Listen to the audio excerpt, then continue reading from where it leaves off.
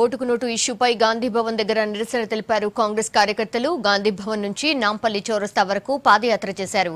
రెండు రాష్ట్రాల సీఎంలు రాజకీయ విలువలను దిగజారుస్తున్నారని మండిపడ్డారు. CM KCR, AP CM Chandrababu దిష్టిబొమ్మలను దహనం చేసే ప్రయత్నం చేశారు. ఈ సమయంలో కాంగ్రెస్ కార్యకర్తలు, పోలీసులకు మధ్య తోపులాట జరిగింది.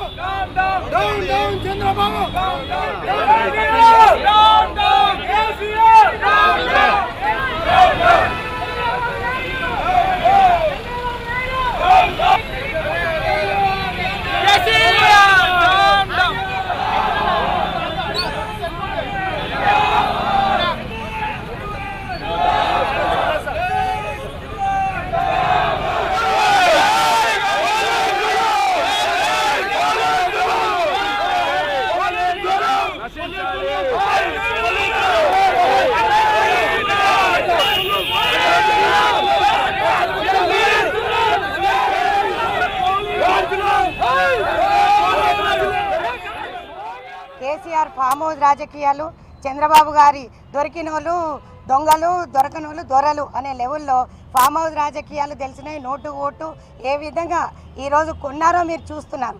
ఈరోజు జరిగే నీచ రాజకీయాలు చూస్తున్నప్పుడు ప్రజలే ఈరోజు మీరే నిశ్చయించాలి రేపు పొద్దున వీళ్ళు ఎట్లాంటి పాలన మీకు ఇస్తారు అనేది.